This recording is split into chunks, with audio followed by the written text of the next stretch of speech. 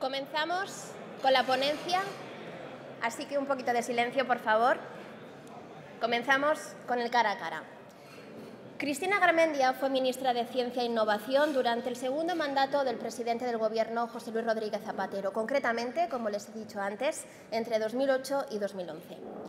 Como ministra consiguió algunas de las principales reformas del país en I+D+I y modernizó los instrumentos estatales de fomento y financiación en I+D, aparte de forjar importantes acuerdos internacionales, especialmente durante la presidencia española en el Consejo de la Unión Europea durante el primer semestre del 2010, no sé si lo recuerdan. Además de esta faceta política, nuestra invitada de hoy también ha destacado en el campo de la empresa. En 2001 desarrolló un modelo de éxito que originó el grupo biotecnológico Genetrix. También ha sido socia fundadora de Isios Capital Partners, atrayendo a España fondos especializados referentes a nivel internacional. En el ámbito institucional fue presidenta de la Asociación de Empresas Biotecnológicas, ASEBIO, formando parte de la Junta Directiva de la Confederación Española de Organizaciones Empresariales. Por otra parte, hoy también nos acompaña Carlos Buesa, un fiel seguidor de nuestro foro en el que participó durante la segunda edición del Curnalla Creació. Hoy vuelve a compartir con nosotros su experiencia como empresario al frente de Horizon. Doctor en bioquímica, es el autor de una treintena de trabajos científicos internacionales y también de patentes. Fue investigador del Grupo de Señalización Celular de la Facultad de Farmacia de la Universidad de Barcelona, becario postdoctoral de la UE en la Facultad de Medicina de la Universidad de Gant, en Bélgica, y más tarde investigador senior del Flemish Institute of Biotechnology, también en Bélgica. En el año 2000, Carlos Buesa funda Horizon, ocupando en la actualidad el cargo de director general. Y Horizon, hoy en día, es una de las empresas biotecnológicas españolas más importantes y con mayor crecimiento y también más consolidadas. Es además consejero en otras empresas biotecnológicas, presidente de Catalonia Bio y miembro de la Junta Directiva de ASEBIO.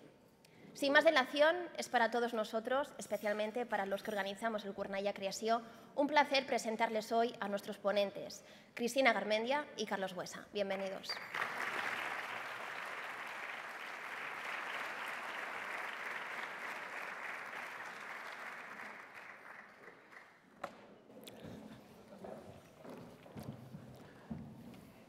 Empiezas tú, ¿no? Empiezo yo. Claro.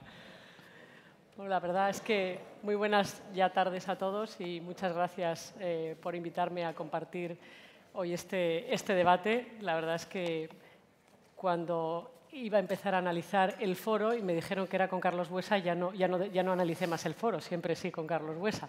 Primero porque somos muy amigos y son muchas las décadas ya de compartir, sobre todo, dificultades en este maravilloso sector de la biotecnología. Porque empezamos muy jóvenes. Empezamos muy jóvenes, es verdad. Es verdad que ya tenemos unos cuantos años. Y bueno, le hemos dado muchas vueltas a cómo enfocar este debate e incluso hemos quedado esta mañana para ver cómo lo enfocábamos. Y claro, como tenemos tantas cosas de las que hablar, hemos decidido que ya veremos cómo surge, que vamos a hacerlo natural, que vamos a hablar un poco brevemente, en primer lugar, nuestra formación, nuestro nuestro tránsito en la experiencia de los últimos años y luego vamos a ir debatiendo y hablando de algunos de los aspectos claves sectoriales, biotecnología, en el campo más amplio de la I+D+I, la innovación, la competitividad y seguramente incluso igual nos vamos a atrever a meternos en algún, ¿cómo se denomina? Algún charco. Igual nos atrevemos, ¿no, Carlos? Sí, tanto. Bien. Bueno, pues empieza tú. Vaya. Bueno, pues nada, buenas tardes a todos. Me llamo Carlos Buesa, soy un joven empresario, joven, sin duda. Como ya habéis oído, pues de origen científico y en un momento dado con Tamara Maes, que está por aquí en la sala, nos decidimos a montar una empresa biotecnológica que es Horizon, que hace unos años que estamos en Cornellá, nos dedicamos básicamente a producir, bueno, a diseñar y desarrollar fármacos disruptores en el tratamiento de enfermedades oncológicas y neurodegenerativas.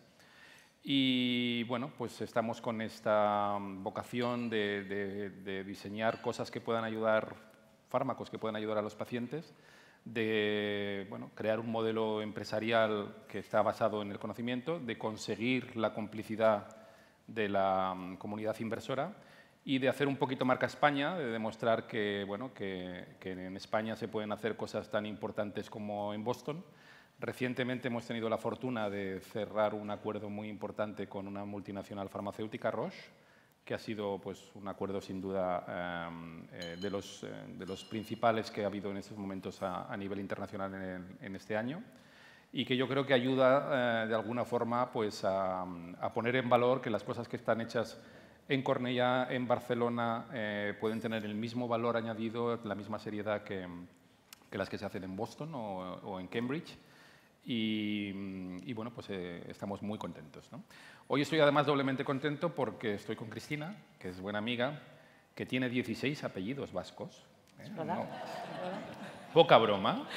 Y que además voy a exigir que os explique por qué en un momento dado una guipuchi de familia bien de San Sebastián se va a estudiar a Sevilla, y yo estoy seguro que acabó cantando aquello de Cádiz tiene un color especial. O sea, que nos lo explique, que nos lo explique. Muy bien, Carlos. Pues bueno, mi trayectoria es bastante parecida a la de Carlos. Mi grado, como se dice ahora, mi licenciatura en Biología, doctorado en Biología Molecular. Y ahí sí es verdad que mi familia me decía, bueno, está bien tu aproximación científica, interesantísimo, pero igual podrías profundizar un poco en el conocimiento de la economía, porque la verdad es que de balance sabes que el activo y el pasivo tienen que cuadrar, pero poco más, igual vendría bien un poquito de formación. Ya es cuando me animé a hacer el MBA del IES, y es verdad que era la única bióloga atrevida, junto a un montón de ingenieros, economistas y abogados que hacían el máster, y bueno, esa fue mi primera prueba de que sin saber más que el balance tenía que cuadrar, pues uno es capaz a lo largo de 2 años de adquirir un cierto matiz empresarial financiero como para poder aproximar en el mundo empresarial, no solamente con una base científica, sino con unas ciertas pinceladas empresariales, ¿no? Y en aquel momento, en el año 2000, se firmó el acuerdo más importante de la historia en aquel momento, donde una gran multinacional, Pfizer, había firmado un acuerdo con el Departamento de Inmunología y Oncología del Centro Nacional de Biotecnología, un centro de investigación de los mejores que tenemos en España, de 6.000 millones al año de las antiguas pesetas. Y el director del departamento, Carlos Martínez, me decía, qué pena que con los resultados tan buenos que tenemos, que se traducen en unas publicaciones espectaculares, no somos capaces de avanzar, de conseguir nada más, porque realmente Pfizer le mandamos todos los resultados, pero no acaba traduciéndose en nada. Y aquella idea romántica de, bueno, pues montemos una empresa. ¿Con quién? Pues hay que animarse. ¿Con quién? Pues con Pfizer. Con Pfizer, y puesto que es un centro público, pues también con el Consejo Superior de Investigaciones Científicas. Entonces, la primera idea romántica fue la de montar una empresa, 3 partes, los fundadores, Pfizer y el Consejo Superior de Investigaciones Científicas. O sea, que atrevidos éramos. Pfizer nos dijo que muy interesante la idea de canalizar los resultados a través de una empresa, que teníamos absoluta libertad para hacerlo, ni siquiera querían mantener un derecho preferente sobre los resultados, simplemente que si teníamos algún resultado interesante, que se lo propusiéramos, pero que podíamos utilizar los resultados. Y el Consejo Superior de Investigaciones Científicas, como socio o como potencial socio, pues me decían que esa decisión tenía que pasar por Consejo de Ministros. ¿Qué me lo iba a decir a mí? Y entonces yo decía, bueno, pues si tiene que pasar, pues que pase por Consejo de Ministros. Bueno, aquello fue 2 años. No era posible hacer un acuerdo entre el sector público y el sector privado. Esto es el año 2000 y ese es el cambio que ha sufrido nuestro país. Casi 2 años, porque ese era el modelo, nos costó firmar aquel acuerdo. Y fuimos la primera empresa privada 100% dentro de un centro público. Y esa fue nuestra gran oportunidad. No emprendí en familia como tú, pero sí emprendí con unos socios que éramos muy complementarios en capacidades y bueno, que el transcurso de todos estos años, pues hay ya 2 empresas cotizadas, una en Bélgica, otra en Alemania, y estamos a punto de, espero la semana que viene, de arrancar un ensayo clínico para tratamiento de infarto de miocardio. O sea que digamos que, como has concluido tú, en España sí se puede. hay una ciencia de primer nivel, somos la 10ª potencia científica a nivel mundial y creo que esto es uno de los mejores activos que tenemos para salir de la crisis. Cada vez hay más gestores, cada vez hay más gente preparada y, desde luego, lo que seguro hemos desarrollado en la última década es un ecosistema de infraestructuras que es muy atractivo y que está a nivel de los mejores sitios a nivel internacional. Muy bien, pues no nos ha contado si cantó aquello de Euskadi y tiene un color especial, pero bueno. Luego lo cuento. Luego lo cuenta, luego lo cuenta. Bueno, a ver, yo creo que ha mencionado un punto que es importante y es el momento en que en España se empiezan a generar una nueva generación de emprendedores científicos, que era una especie de subsistema del ecosistema de emprendedores que por razones diversas no habíamos nunca tenido. Y Cristina y otra gente pionera también en Madrid, otra gente pionera en Barcelona, poco a poco fuimos configurando una pequeña comunidad de emprendedores. Hoy ya somos los yayus, los que nos llaman el abuelo cebolleta para que vengamos a contar historias a la gente joven, pero a mí sí que me gustaría hacer una reflexión conjunta con Cristina porque le comentaba viniendo, este es un oficio complicado. Ser un emprendedor y un empresario siempre es complicado, siempre. Ser emprendedor y empresario en un sector de alta tecnología o en un sector donde la ciencia juega un papel fundamental, todavía lo es más. Y bueno, hay que tener un corazón especial, ¿no? Los americanos tienen una expresión que dicen que no es para corazones débiles. Hay que estar dispuesto a vivir el éxito y hay que estar dispuesto a gestionar el fracaso, ¿no? Y es una especie de roller coaster, ¿no? Y a mí me gustaría hacer una reflexión aquí con Cristina. Pues Cristina y yo hemos tenido, cada uno en nuestras respectivas vicisitudes, momentos muy dulces y momentos también menos dulces. El otro día en Ámsterdam había una representante de un gran grupo inversor americano, Deerfield, que comentaba que, bueno, que en Estados Unidos la gente perdona los fracasos y además busca a los equipos que han fracasado antes. Mientras que en Europa decía, ustedes tienen muy pocos ejemplos y muy larga memoria, ¿no? Lo cual yo creo que tiene un punto de verdad, ¿no?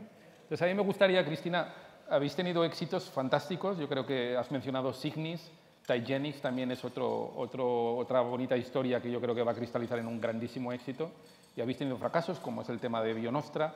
¿Cómo se vive? Bionostra no es participada nuestra. No era participada de Genetris, vale. Pero hemos tenido fracasos. Cierro paréntesis, perdón.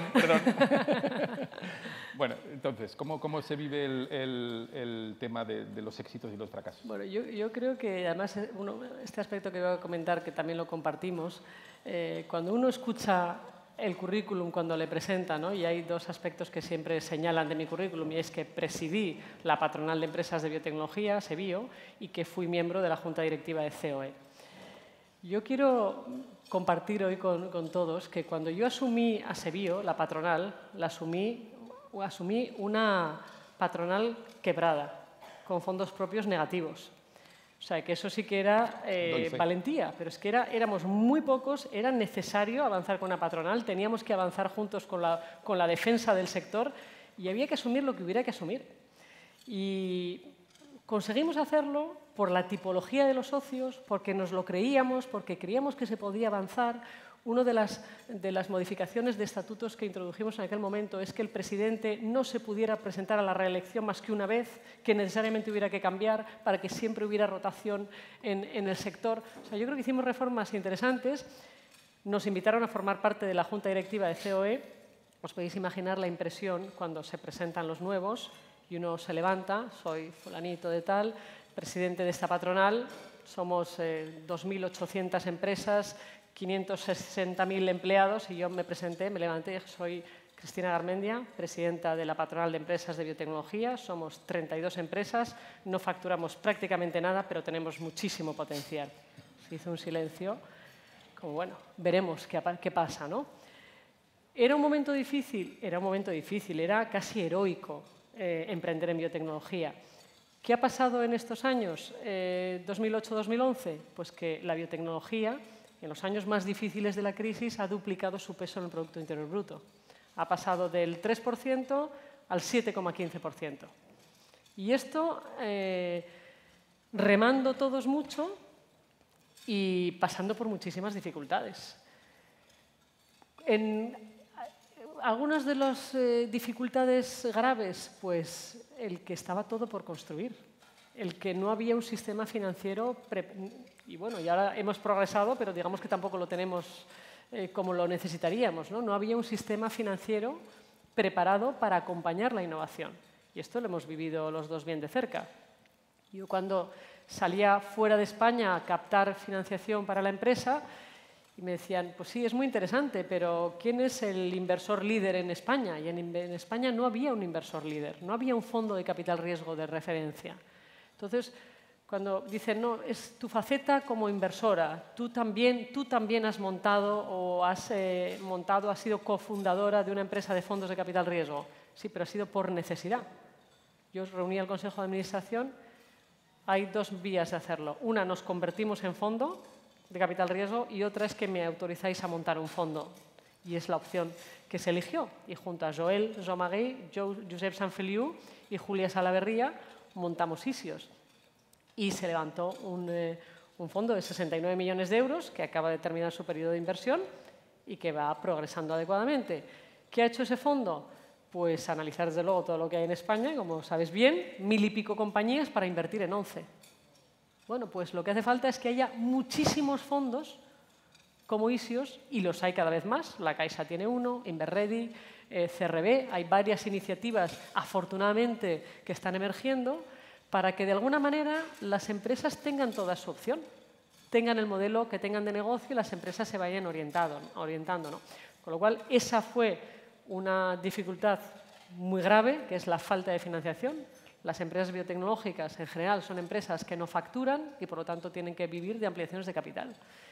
Y es un modelo, una de las mejores salidas que ha hecho Isios.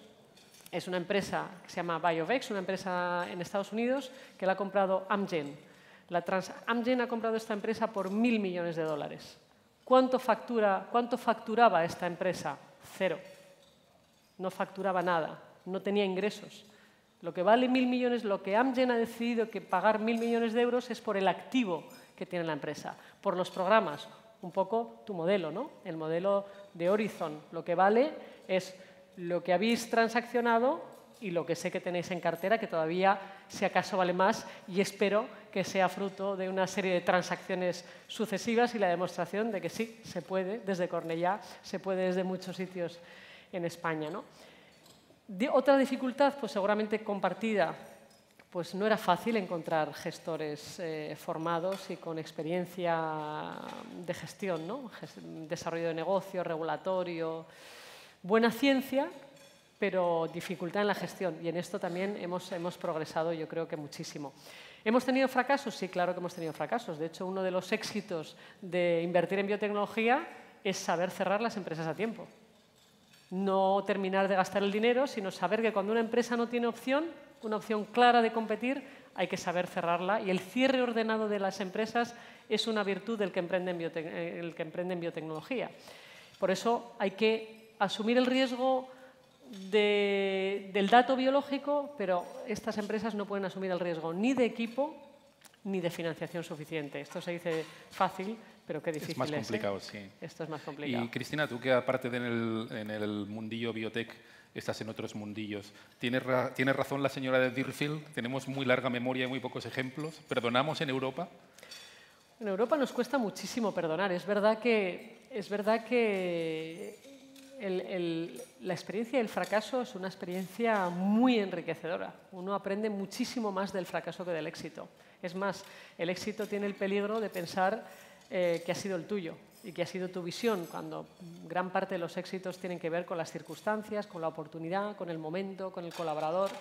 Y, por lo tanto, yo creo que siempre se aprende mucho más del fracaso. Y las personas tienen, por ejemplo, una de las empresas que nosotros hemos cerrado, estas personas han sido muy valiosas, se han empleado inmediatamente en otras empresas.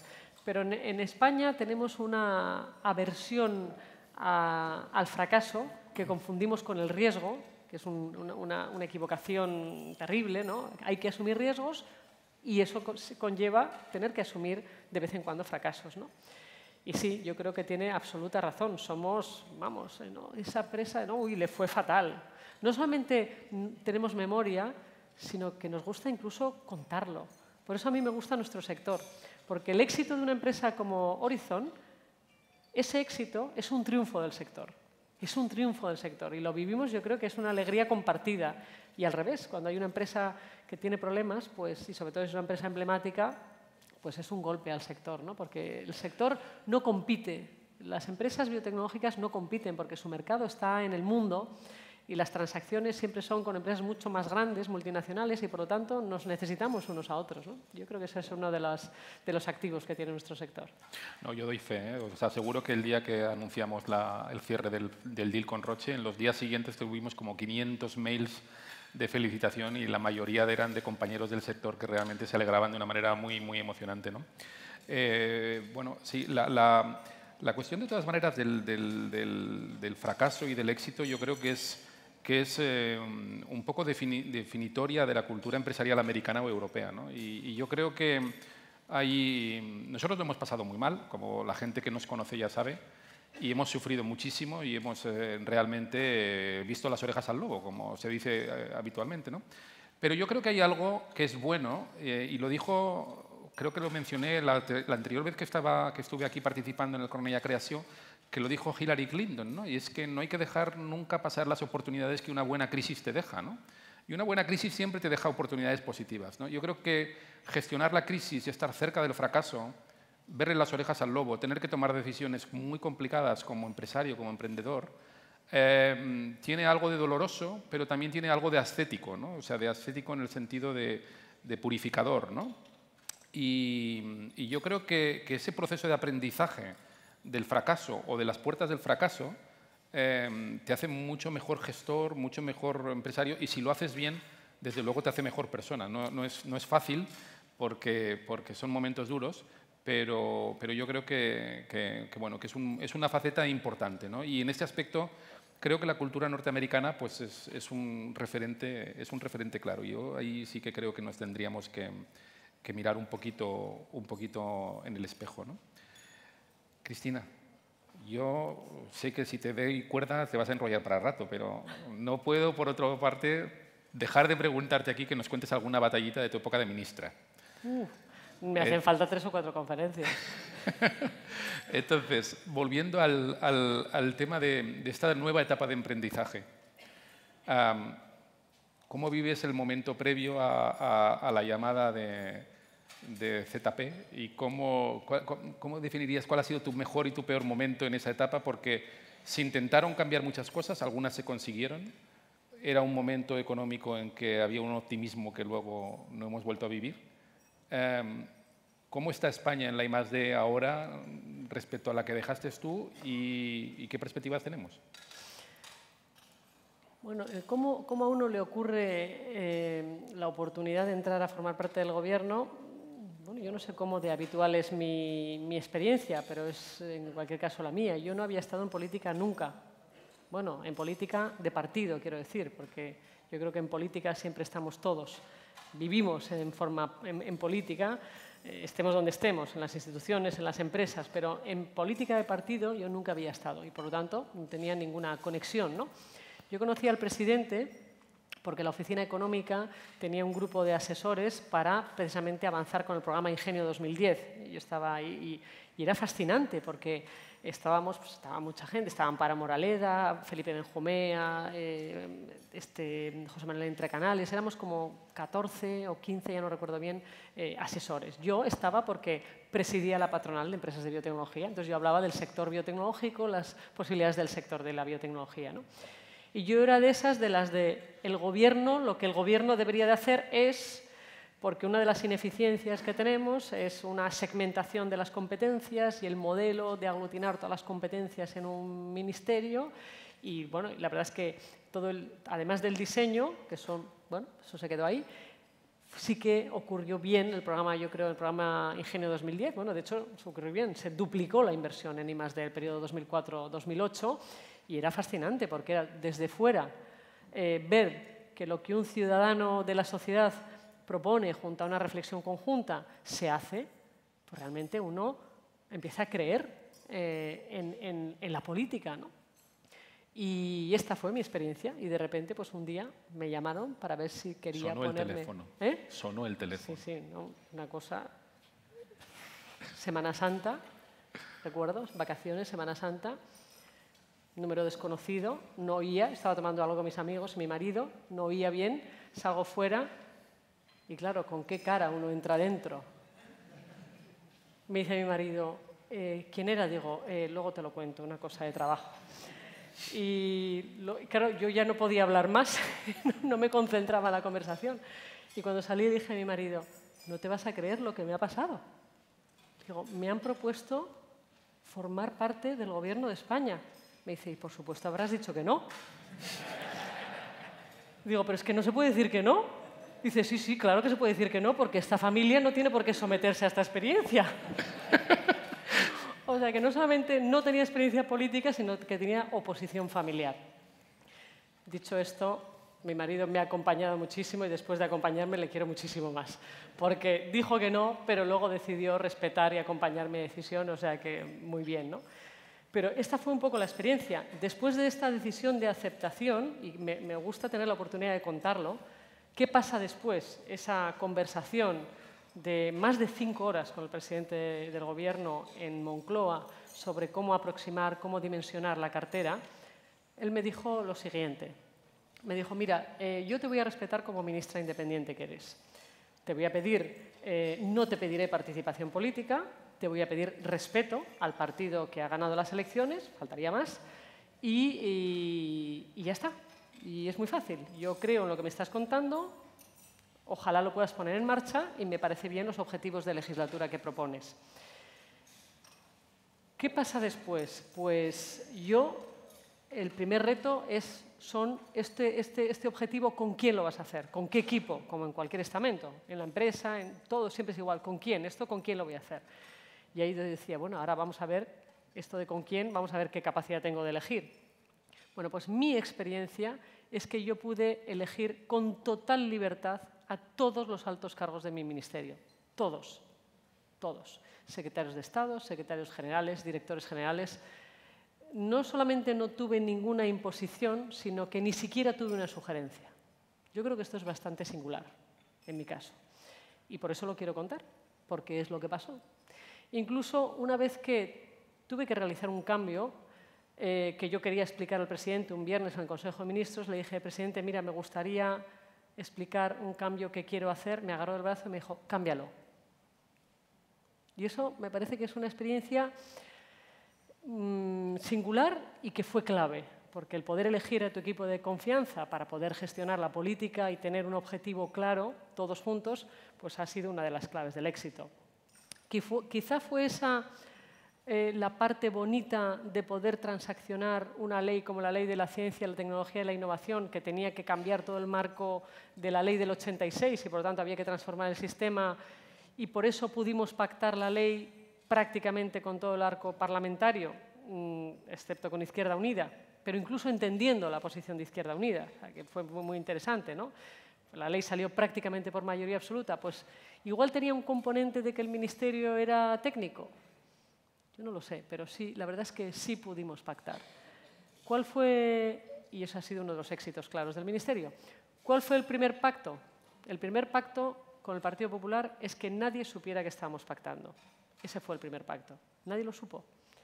Estuvimos todo un año transaccionando la ley. Estaba claro que había que hacerla, que era importante, que no podíamos no estar de acuerdo porque hacía falta lo que hacía falta. Había que desarrollar la política de innovación, que no había ninguna reglamentación. Desarrollamos la estrategia estatal de innovación con todos los matices. Fue muy enriquecedor la posición de los partidos nacionalistas, Coalición Canaria, CiU, Partido Nacionalista Vasco, entendiendo perfectamente las sensibilidades, las diferencias. Imaginaros la potencia que tiene Cataluña. Cataluña es la joya de la corona del sistema de ciencia español y, por lo tanto, vivía una realidad muy distinta a la de otros territorios, y todo esto yo creo que el reflejo de tenerlo en cuenta, el reflejo de compartir y avanzar con algo de consenso. Corto, no fue corto, sí, la verdad es que sí tenía los votos para aprobar la ley, tenía los votos de PNV y Coalición Canaria, pero el tomar el tiempo de consensuar y dialogar y yo creo que esta reflexión es más oportuna que nunca. El resultado fue una ley por consenso, por casi mayoría absoluta, como digo, y que se está desplegando bien. ¿Y este trabajo de Penélope, cosiendo mantos y descosiendo, tú crees que ahora es posible o...? Bueno, ahora es posible. Esto siempre depende de las personas. Yo creo que si algo es diferente del momento en el que vivimos, es que son las personas las que están por encima de las instituciones, por encima de las empresas, por encima de los partidos políticos. Y yo creo que esos son los liderazgos que todos queremos ver. Y son personas las que hacen posible o imposible todo. Yo tuve la suerte de negociar con 2 personas que lo hicieron posible. Y además, el otro día por WhatsApp les pedí permiso para contarlo. Y tengo su permiso, así que lo voy a contar. Yo negocié la ley con Fátima Báñez y Soraya Sáez de Santa María. Y nadie más lo supo que estábamos pactando. ¿Y cómo llegábamos a acuerdos en los nombramientos? Pues por WhatsApp, proponiendo. Me parece que la persona que puede estar al frente puede ser... Os propongo estas personas, como lo veis, y sí, llegábamos a acuerdos. ¿Ha habido cambios? No, no ha habido cambios. ¿Quiere decir que todo tenga que ser así? No, todo no tiene que ser así. Hay políticas que necesariamente tienen que ser acordadas, porque es mucho más lo que nos une que lo que nos separa. Y hay otras que no. Hay otras que tienen mucho que ver con un posicionamiento, vamos, más que con un posicionamiento, con una propuesta y con otra distinta. Pero hay algunas que no puede no haber acuerdo. Tienen que ser, la propuesta, el consenso, los ministros, ¿tienen todos que ser ministros como fue mi ocasión? Pues no, la verdad que no. Yo, si algo he cambiado de opinión, yo pensaba, no, yo quiero que mi ministro entienda de lo mío. No necesariamente. El ministro lo que tiene que ser capaz es de hacer una buena política. No importa que no sea un experto, si tiene unos buenos secretarios de Estado. El ministro tiene que hacer buena política. Ese fue uno de mis primeros errores en el ministerio. Yo tenía la inercia de la gestión, de gestionar. Y el ministro no tiene que gestionar, tiene que hacer política. Entonces yo estaba obsesionada con los comités de dirección, bueno, y claro, y luego lo difícil que es la política, porque era lost in translation. O sea, la parte positiva es poder elegir y la parte negativa es que ninguno habíamos estado en política. Entonces aquello era que no entendíamos lo que nos pasaba. Porque claro, habíamos definido un perímetro que era el lógico, pero luego estaban los satélites, que era, pongo un ejemplo, Empresa Nacional de Innovación. Ah, bueno, pues esta tendrá que estar en el Ministerio de Ciencia e Innovación, decía yo con candidez. ¿Cómo en el perímetro? No, no, esta es mía y de aquí no se mueve. Ah, pero bueno, estará. No, esto uno hace la propuesta, pero luego hay que pelearse la competencia, ¿no? Bueno, esto es darwiniano. Si uno resiste, se hace mucho más fuerte. Entonces, bueno, yo creo que resistimos todos y realmente, finalmente, pudimos hacer la política. Todo, no, claro, nunca uno puede hacer todo, ¿no? Algunos proyectos frustrados. Uno de ellos es, ¿por qué no, ahora que tenemos recursos limitados, por qué no en Bruselas conseguimos poner de acuerdo a todos los institutos de investigación y a las universidades para irse a un edificio único? En vez de uno cada uno, un gran edificio de la ciencia española. Ya teníamos el nombre. SILO, que luego lo hemos reconvertido a una de las empresas que hemos lanzado ahora. SILO, que era Science and Innovation Link Office. Todos allí. El CIEMAT, el INIA, el CSIC, las universidades. Era bonito, ¿no? Imposible. Imposible. ¿Quién era el logo más grande, el de la puerta? ¿Quién tenía más...? Era imposible. Entonces, al final es, no intentemos esto porque no va a ser posible y no estamos para hacer el edificio de Bruselas. Claro, al final tienes que priorizar y tienes que saber realmente desde la Administración General del Estado, que es el plano que te corresponde, qué iniciativas puedes lanzar que tengan impacto nacional.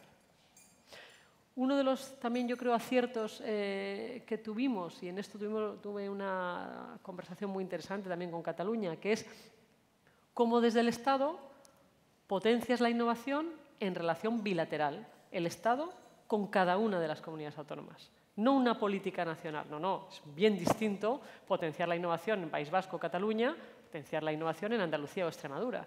Son objetivos distintos, circunstancias distintas y, por lo tanto, necesitas instrumentos distintos, pero siempre en diálogo y compartido, ¿no? Yo creo que ese diálogo bilateral es un diálogo necesario y la suma tiene que ser, el que la suma sea mayor, ese tiene que ser el objetivo, ¿no?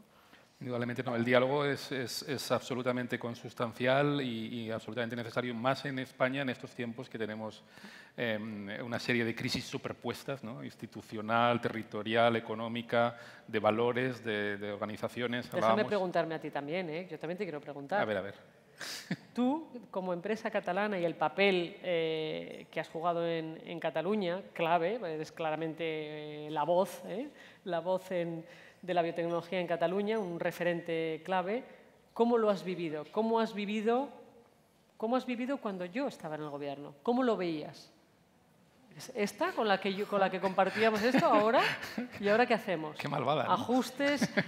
¿Esto cómo es ahora, esto del otro lado de la barrera? Bueno, pues a ver, ¿no? Hay dos etapas claras, ¿no? Hay una etapa en la que hay una serie de instrumentos que realmente son muy potenciadores. Cuando me viste en el telediario, ¿qué pensaste? Joder, Cristina, ¿dónde te has metido? ¿Dónde te has metido, mi niña?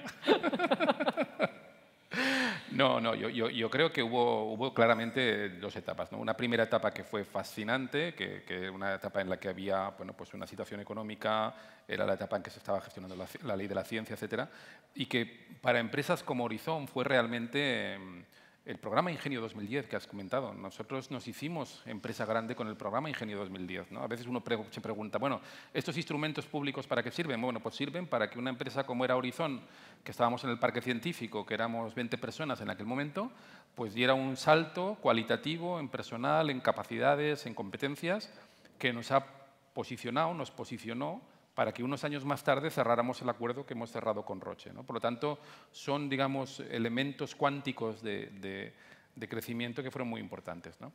Luego, evidentemente, vinieron los recortes y tú estuviste allí peleando fuerte para que estos recortes fueran mínimos, luego fueron menos mínimos, al final fueron bastante menos mínimos y después ya de la salida del gobierno anterior, pues han sido bastante considerables. Aquí tengo amigos que he invitado hoy del mundo público y universitario que los han vivido con mucha desazón. Yo creo que ha habido dos errores por parte de la gestión de los gobiernos en este momento de crisis. Yo creo que cuantitativamente el impacto de minimizar digamos, el impacto sobre el sistema de innovación no era tan importante. Yo creo que se ha hecho más por un tema de ejemplaridad, de que aquí nadie se sale del guión. Y esto ha conducido a que ahora mismo pues, las empresas biotecnológicas hayan tenido que acudir exclusivamente a mecanismos de deuda, con lo cual sus balances son realmente bueno, pues problemáticos cuando vas a hablar con un inversor internacional y te preguntan cómo es que tiene usted 5 millones de deuda. No, mire, tengo 5 millones de deuda porque el gobierno de España me va dejando cada año un poquito de deuda para que yo vaya funcionando y no presento colaterales y esto me va muy bien, pero esto les da mucho miedo, Y desde el mundo universitario se ha vivido con mucha desazón, ¿no? La época de, bueno, yo creo que este gobierno del PP ha hecho cosas indudablemente muy buenas, están allí en su activo, como todos los gobiernos. Yo creo que en el pasivo está que no ha tenido ninguna sensibilidad especial por el tema de minimizar el impacto en las políticas de I+D, ¿no? Y esto, bueno, pues ha dejado muy maltrecho el sistema, tanto a nivel público como a nivel privado, ¿no? Tiene un elemento purificador, como os decía antes, ¿no? a la fuerza Orcan, y por lo tanto yo creo que todos nos hemos adaptado, pero yo me pregunto si esta pistonada que hemos perdido desde esos momentos efervescentes que comentabas ahora, que vivimos todos con una ilusión colectiva enorme, la vamos a ser capaz de recuperar en poco tiempo. Y bueno, tengo algunas dudas sobre esto, ¿no? Yo no soy tan extraordinariamente optimista, tampoco soy pesimista, pero yo creo que nos va a costar un esfuerzo volver a retomar ese momento, ¿no? Pero fíjate que esto que has dicho de la deuda de las empresas, que todas las tenemos, es precisamente porque no hay los instrumentos financieros adecuados para acompañar las empresas de rápido crecimiento. Y no solamente es en España, es a nivel europeo. Porque cuando tú dices que hay 5 millones da igual todas, esto es un clásico del sector en España, es que posiblemente no tenía por qué haber deuda, sino que tendría que haber capital de capital riesgo que entrará en el capital de las empresas. Es un error de instrumento. En España y en el resto de Europa pasamos de la subvención a la financiación del banco. Y en medio es la travesía del desierto. La mitad de las empresas cierran y otras se deslocalizan. La estadística, el otro día miré una estadística sobre las grandes empresas innovadoras de Europa respecto a las de Estados Unidos. A ver si recuerdo bien las cifras. El 85% de las empresas europeas grandes que son innovadoras, el 85% han nacido antes de 1925. Y el 2% han nacido después de 1975. El 2%. En Estados Unidos es el 22%. Quiere decir que Europa no tiene el marco adecuado para acompañar las empresas jóvenes, las que crecen rápido, las que son nuevas. Las empresas modernas, las empresas innovadoras grandes europeas son muy antiguas. Muy pocas. No tenemos Googles, no tenemos... esto no ha pasado, pero es que no puede pasar. Es que no tenemos instrumentos financieros. La buena noticia de este momento es que empieza a haber cada vez más. El programa Invierte del CEDETI yo creo que va a tener impacto y los nuevos fondos del ICO también. Dicho de esto, avanzaremos. Ahora lo que no nos puede pasar es que avancemos con el diseño de instrumentos financieros que acompañen mejor a la innovación y que nos quedemos sin la gasolina, que es la de la ciencia, porque difícilmente se puede desarrollar aquello que no se investiga. Como decía Severo Ochoa, un país sin investigación es un país sin desarrollo, pero no se puede desarrollar lo que no se investiga. No puedes, como cortes, y lo malo es que las consecuencias son terribles. Momento difícil de mi etapa en el Ministerio, el más difícil de todos, con mucha diferencia, fue la negociación de los presupuestos 2011. 2011 fueron la negociación de los presupuestos 2011, que fueron negociados en 2010, en un momento muy complicado. Claro, como veníamos, en los primeros años veníamos de un casi excedente presupuestario, los organismos públicos de investigación, algunos tenían varias decenas de millones de euros en su cuenta corriente. Y por lo tanto, sí, había remanentes que utilizar para poder financiar el sistema, pero los remanentes se habían agotado. Y en el presupuesto 2011, el mandato era reducción del 18% del presupuesto de todos los ministerios. Para reducir el 18% del presupuesto, los ministerios inversores, entre ellos el de Ciencia e Innovación, que gestionamos 5.400 millones, tenían que sufrir ajustes del 25%. El Ministerio de Interior no puede disminuir el 18%, porque tiene sobre todo nóminas, ¿no? Entonces, imagínate lo que es disminuir el 25%. Imposible, colapsa el sistema. Fíjate, luego sí es posible. Pero yo, con los números que manejaba, pensaba que era imposible, colapsaba el sistema.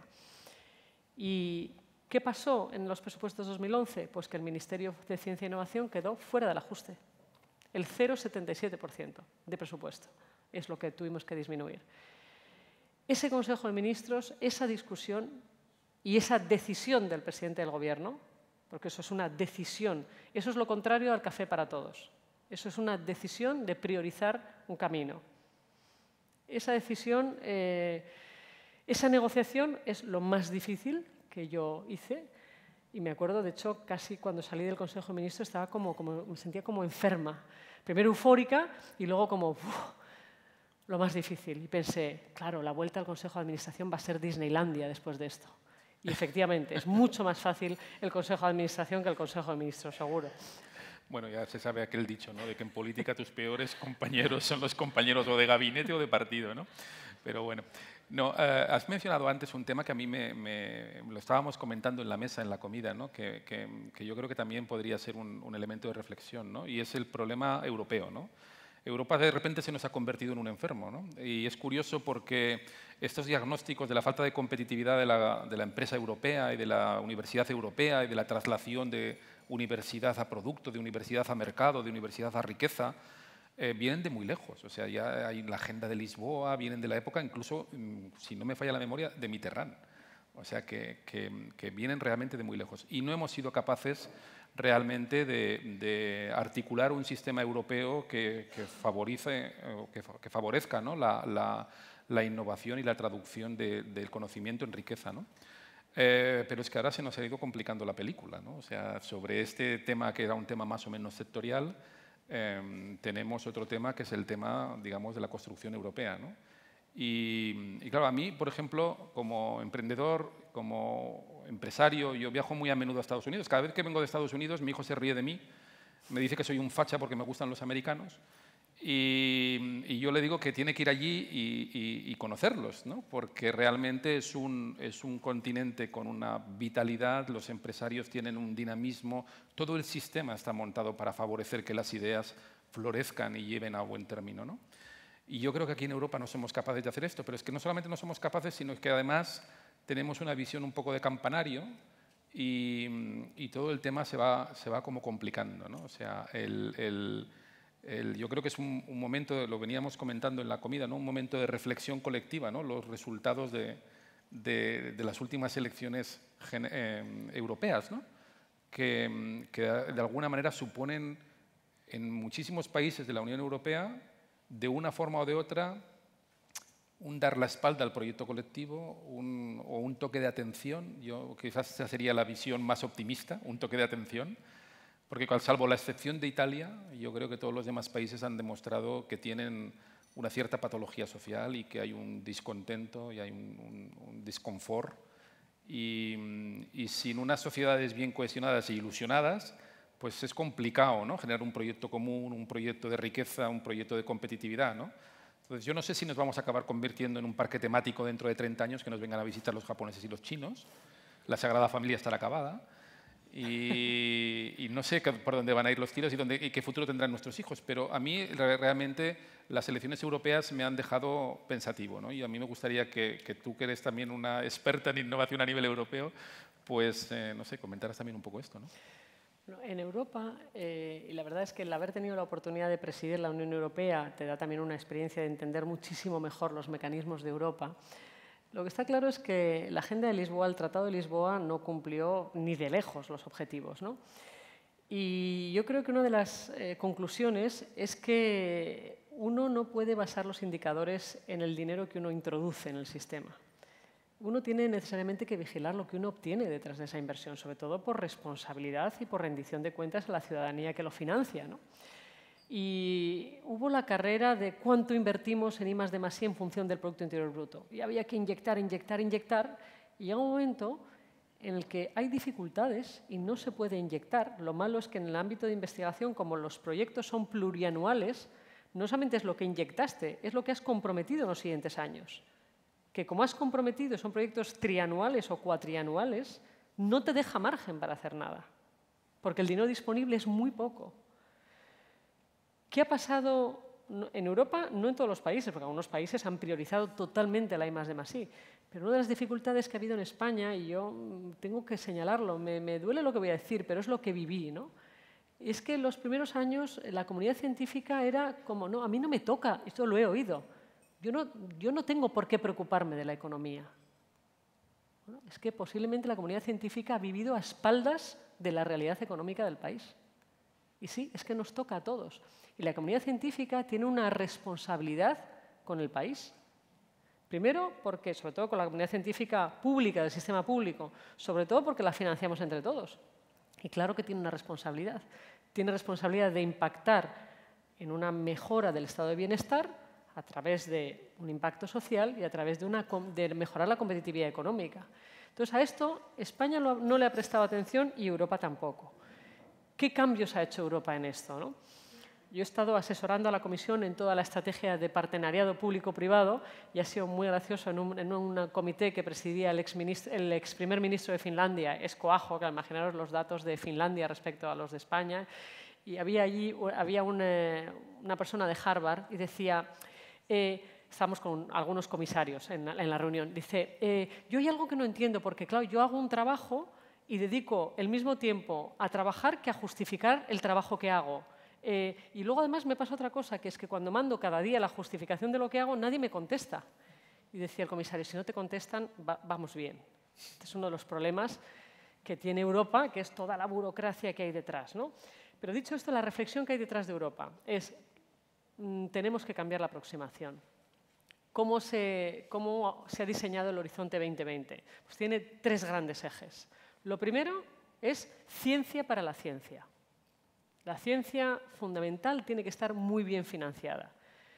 ¿Ciencia básica o aplicada? No, es que no, esto no existe lo de básica o aplicada. La ciencia tiene que ser buena y la que es buena se transfiere siempre.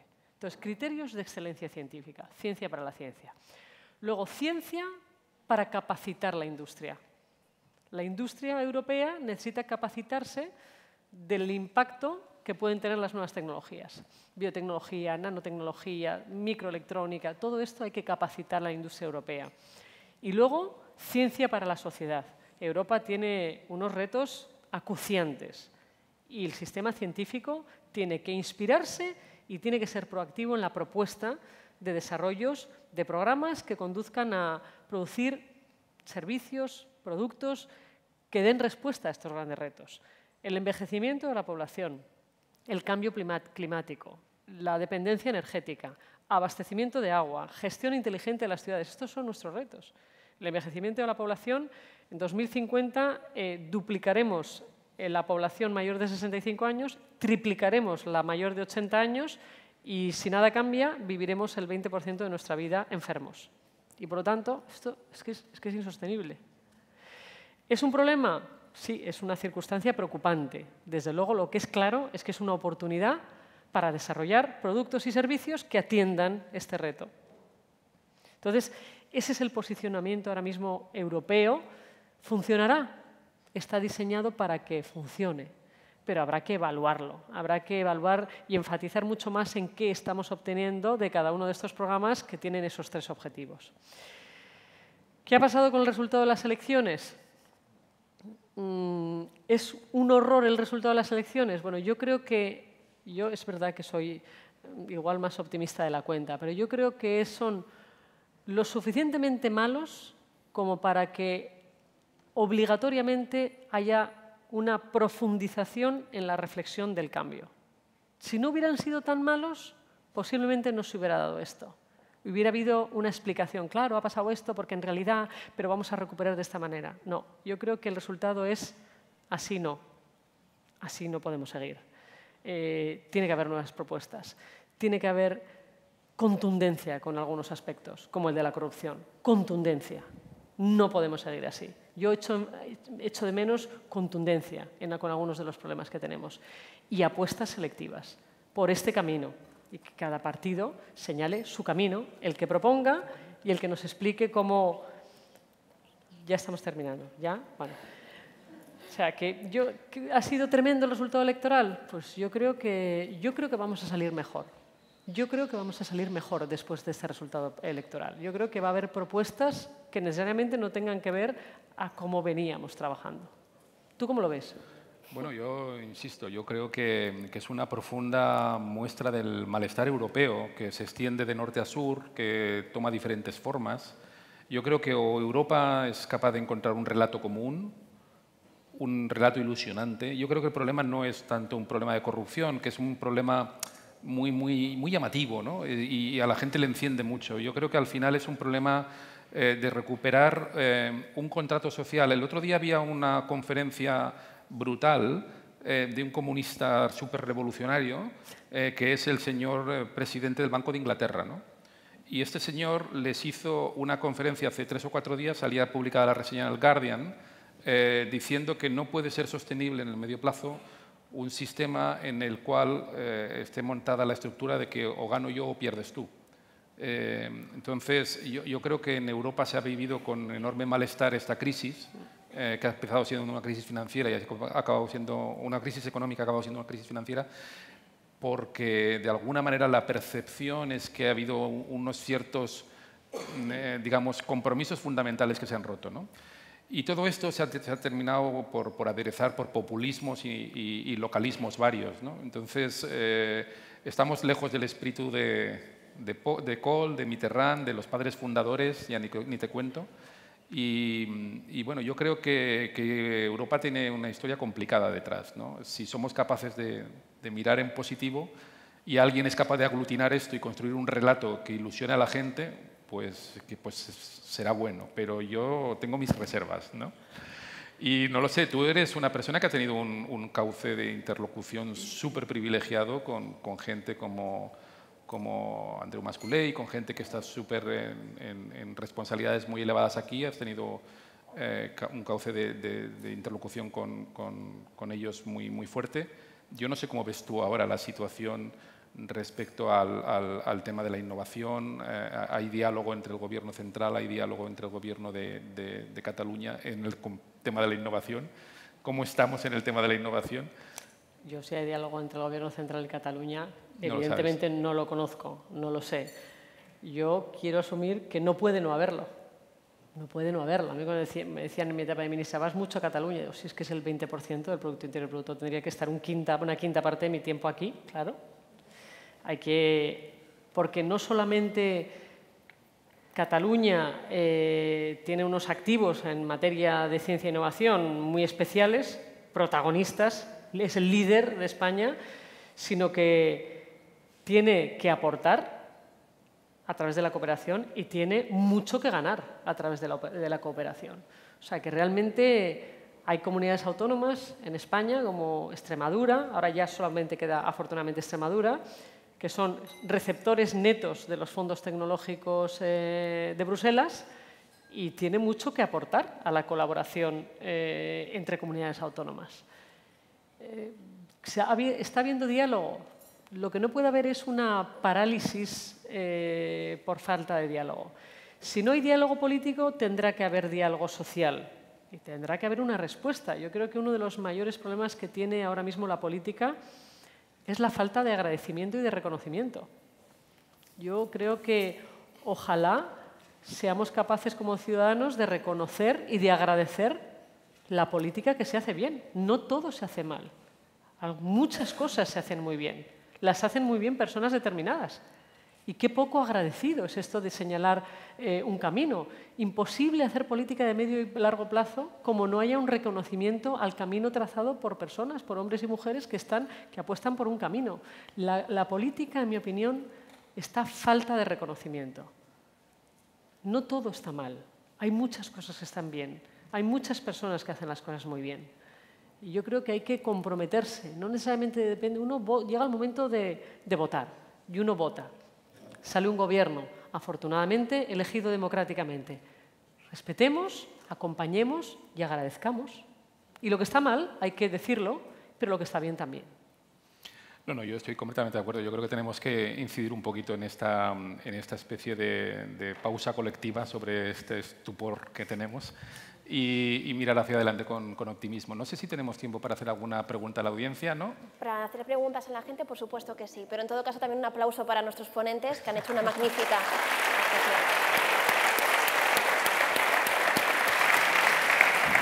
Bueno, pues ya saben, ahora es el momento de que ustedes pregunten, sugieran lo que tengan en sus mentes a nuestros ponentes, tanto a Cristina Garmendia como a Carlos Buesa. El funcionamiento es muy sencillo. Levantamos la mano y uno de nuestros azafatos o azafatas se acercan con el micrófono y exponen la pregunta. Así que, adelante. ¿Alguna pregunta? ¿Tengo que animarme yo o aquí? Adelante. Yo espero abrir la sesión de preguntas. Mira, me ha gustado mucho esta conversación, es como estar sentado en el sofá de casa, ¿no? Y nos han metido todo en la misma mesa que estaban hablando antes.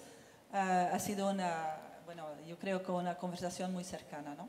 Bueno, por supuesto, Carlos es mi pareja, entonces lo noto muy cercano siempre. Pero, hay muchas cosas que se han dicho y yo creo que, en general, yo soy un fan de la innovación y veo que en España, por muchas razones, y en Europa, hay muchas acciones que se están haciendo mal y sobre todo pienso que es una pena, ¿no? Yo creo que se podría sacar mucho más provecho de los cerebros que tenemos tanto en Europa y en España, pero que se están enfocando mal muchas veces las cosas para que la ciencia realmente contribuya a la sociedad. Nosotros participamos en proyectos en España y a nivel europeo.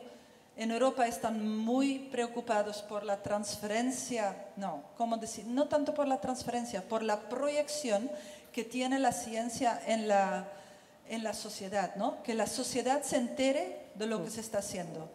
Y por esta razón, cuando nos evalúan los proyectos, hay un énfasis muy grande en los esfuerzos que hemos hecho en esta comunicación, que se limita a básicamente saber si hemos montado la página web, ¿no? del proyecto. Que la página web de un proyecto europeo no lo mira ni Dios, básicamente. Pero es muy importante que nosotros metemos todo el esfuerzo en comunicar hacia afuera nuestros esfuerzos. Yo no sé qué piensas o qué pensáis vosotros de los proyectos europeos y cómo se puede acercar también a los grupos más científicos a hacer más investigación para la sociedad, como habéis dicho vosotros, de la manera que se va a cambiar las convocatorias. En algún momento recibo del ministerio, no era ya de tu ministerio, una lista, una propuesta de prioridades para la investigación. Me dispuse a leerlo y allá había absolutamente todo. Yo pensaba, bueno, ¿qué es esto? ¿Una priorización? Aquí cabe absolutamente todo. ¿Por qué en lugar de formular en las convocatorias en base de que este tema, no se formula como problemas a resolver? Bueno, esa es una muy buena consideración, es exactamente esto, ¿no? Es decir, ¿qué tenemos que resolver? ¿Cómo tenemos que inspirarnos? Hay un problema político y ahora te lo voy a formular. Imagínate que estás al otro lado y comunicas a la comunidad científica que donde había 50 prioridades las vas a dejar en 10. ¿Esos 10 van a decir, sí señor, esta es la dirección adecuada? ¿O los 40 van a decir que el disparate total de quitar una prioridad? Y es un problema político y es el que cada vez que se lanza una iniciativa siempre es como las capas de la cebolla. Es una sobre otra, sobre otra y sobre otra. Porque el problema político de la comunicación pasa por lanzar iniciativas y no cerrar las que no funcionan o hacer esos cambios. ¿Esto cómo idealmente se debería hacer? Pues en conversación muy cercana con la comunidad científica explicando esto. Esto es una utopía. Esto en Europa, en este consejo asesor, a mí me sorprendía que de forma reiterada no teníamos en cuenta la opinión de los científicos. Y yo cada vez que corregía un documento metía mi párrafo y cada vez que veía la siguiente versión no se tenía en cuenta ese párrafo, que es representantes de la comunidad científica tienen que opinar sobre la ciencia o los programas científicos para abordar los grandes retos sociales de Europa. Y no estaba la ciencia. Y al final entendí que la ciencia, por la dificultad que tiene el propio sistema de científicos, de haber estado siempre muy alejados de la realidad y de defender la libertad de cátedra absoluta sin rendir cuentas respecto al resultado, lo que ha pasado es que al final no se tiene en cuenta la opinión, sino se han señalado los retos. Estos son los retos. Y ahora van a aparecer los programas. Pero no se ha tenido en cuenta la reflexión del sistema científico, cómo la ciencia puede proponer. No, se han señalado exactamente como lo has dicho. En Europa es exactamente como lo has dicho. Estos son los retos y ahora planteen soluciones. Pero no se ha contado, qué pena, ¿no? No se ha contado. Ahora veremos cómo funciona. Esta es la dirección que ha elegido Europa. No sé cómo se estará traduciendo a España, pero esta es la dirección que ha elegido Europa. Tenemos otra pregunta del señor Bamonte en la mesa presidencial, por favor. Bien, en primer, felicidades por el coloquio, es muy interesante y todos aprendemos, yo personalmente también. Yo, aparte de representar a la patronal de la pequeña y mediana empresa de Cataluña, que son 130.000 empresas de todo tipo, también de ciencia y tecnología, también de farmacias, hospitales, etcétera, hay un tema que nos preocupa. Y quisiera saber su opinión porque los dos temas que voy a preguntar han salido durante su coloquio. Uno de ellos es, ¿qué consideras sobre la ley de emprendeduría para las empresas biotecnológicas? Es decir, ¿cómo lo veis? La ley de emprendeduría establecida por el Gobierno. Y dos, hay un debate que creo que es muy importante con el tema de la vacuna de la varicela.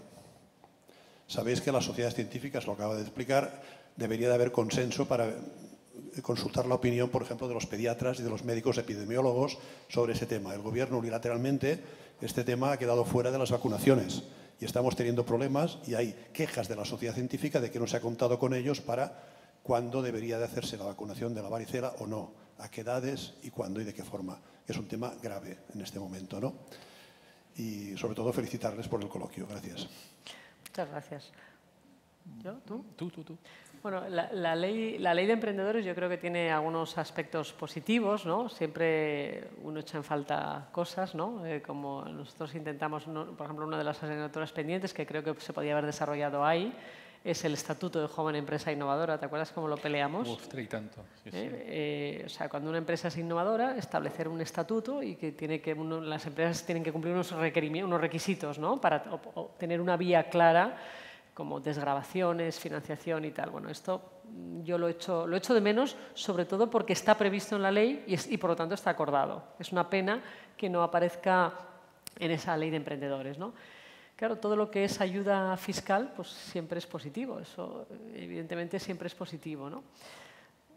Bueno, la norma yo en general la valoro de forma positiva, en general. A mí me parece que faltan cosas como esta, pero yo en general la valoro de forma positiva. Vamos a ver qué es lo que pasa. ¿Fruto de la ley va a haber más emprendimiento? Yo no creo que las leyes tengan tanto impacto. Yo creo más en la reacción de la propia sociedad ante la dificultad por la que atravesamos. ¿Hay más emprendedores? Si es que no queda más remedio, que poner en marcha lo que sea, las ideas, y si además hay un camino. Yo creo que la tasa de emprendimiento que hay en este momento, desde luego, es histórica en nuestro país. Sí, yo creo que además rompe un tabú de que hay una cierta parálisis de iniciativas. Iniciativas las hay una actitud, yo creo, muy dinámica. Es una de las partes positivas que ha tenido esta crisis, de esta parte purificadora que hablábamos. Por otro lado, volviendo al tema yo creo que sí que es verdad que en España la administración pública tiene unos dejes, digamos, inerciales, que nos han colocado en desventaja competitiva respecto a nuestros socios, porque no solamente es el Estatuto de Joven Empresa Innovadora, que es un estatuto que en estos momentos hay 7 u 8 estados de la Unión Europea que lo están aplicando desde hace años y que da grandes ventajas a las empresas innovadoras. Es que otros aspectos que se sigue mareando la perdiz, por ejemplo, hablabas antes de los instrumentos de capital, ¿no? Bueno, siempre se ha dicho que instrumentos de capital de base pública no eran posibles porque, bueno, van contra el ordenamiento comunitario y bueno, Tamara y yo hemos sido testigos de que en Bélgica, que no está muy lejos de Bruselas, como sabéis, pues el gobierno flamenco, que tampoco está muy lejos de Bruselas, está en el mismo Bruselas, pues ha montado las herramientas públicas de fondos de inversión para hacer fondos de capital riesgo públicos. GIM, que ahora ya no es público, es privado, pero PIMB, por ejemplo, sigue siendo público, que están invirtiendo desde hace 15 años en el sector de biotecnología, en el sector de alta tecnología, en el sector de, digamos, de empresas de alto crecimiento, sin ningún problema con las autoridades comunitarias, cubriendo un gap de mercado que les ha permitido engarzar muy bien con la comunidad inversora privada. Y este es otro ejemplo, digamos, de hasta qué punto en España la administración se retrae, te dice esto no es posible porque Bruselas dice que no. Y si no nevero ben trovato, pero al final no se hace, ¿no? Y estos son elementos que tranquilizan mucho al abogado del Estado, porque se quita un posible marrón, pero evidentemente no contribuyen a la eficiencia de los seguros públicos para favorecer que se haga desarrollo económico, que se cree riqueza y que se cree bienestar, ¿no? Y a mí estas reflexiones, por ejemplo, siempre que puedo las hago en público y en privado con responsables o no de la administración, porque creo que son elementos de reflexión importantes, ¿no? Y del tema de la varicela yo no tengo una opinión técnica, yo lo siento, o sea, ahí sí que no te puedo contestar. No, yo no conozco el caso de la varicela, pero bueno, si lo podemos extrapolar, pues sí, evidentemente en un mundo ideal hay que contar con la opinión no solamente de los que venden las vacunas, que lógicamente tienen que tener un sesgo, sino en la medida de lo posible objetivar las decisiones políticas con unos datos que tengan que ser los que, vamos, o sea, lo sé que no ha habido consenso, pero bueno, no es nada fácil, ¿eh? El Consejo Interterritorial de Sanidad no es un consejo fácil, como sabes muy bien. Si hay alguna pregunta más, es el momento. Y si no hay ninguna pregunta más, pues me quedo con las palabras, el lema de esta conferencia: hay que emprender, evolucionar, innovar para crear una marca, un proyecto de país. Cristina Garmendia y Carlos Buesa, gracias por acompañarnos.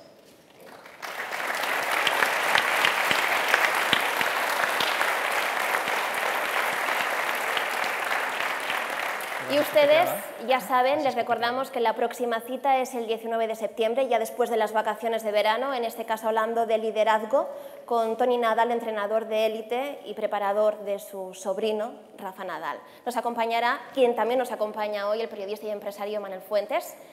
Mientras tanto, pueden ir abriendo boca consultando nuestras xarxas socials, nuestras redes sociales en castellano o también con nuestra aplicación móvil, ya saben, Cornellà Creació. Gracias por su atención y feliz verano.